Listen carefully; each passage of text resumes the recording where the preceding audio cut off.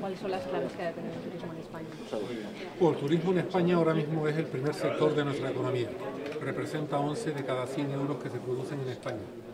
Fundamentalmente el turismo que viene a España es un turismo vacacional, turismo de sol y playa. Pero tenemos que tener en cuenta que hay una creciente demanda también en nuestro país de otros segmentos turísticos.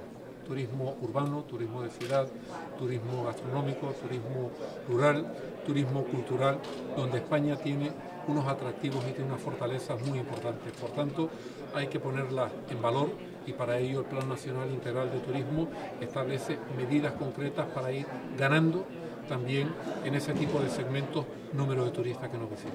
Voy a hacer un balance del primer trimestre, aunque faltan todavía las cifras de marzo. ¿Cómo puede ayudar el efecto estacional de Semana Santa? Bien, a lo largo de los próximos días veremos cómo el mes de marzo ha sido un buen mes desde el punto de vista de las entradas de turistas internacionales y a ello evidentemente ha influido el hecho de que la Semana Santa se ha adelantado este año. En el mes de enero y febrero había habido una cierta disminución en comparación al mismo periodo del año anterior, pero si comparamos o incluimos la cifra del mes de marzo, podemos ver que en el primer trimestre del año 2013 el aumento en el número de entradas estará por encima del 2%. Si consideramos solo el mes de marzo del año 2013, si lo comparamos con el año 2012, estaremos en un incremento de aproximadamente el 7%. Insisto que el adelanto de la Semana Santa influye en ello.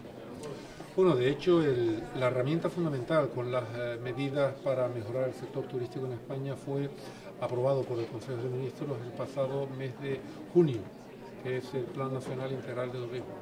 Lo que hacemos ahora es cada cierto tiempo, cada 2 meses aproximadamente, es reunirnos tanto con las comunidades autónomas como con los empresarios. Lo hicimos hace aproximadamente 15 días para dar un repaso de cuál es el grado de cumplimiento de las medidas y hacer, digamos, modificaciones si fueran necesarias. Y el grado de cumplimiento de ese plan nacional es satisfactorio. Muy bien, muchas gracias.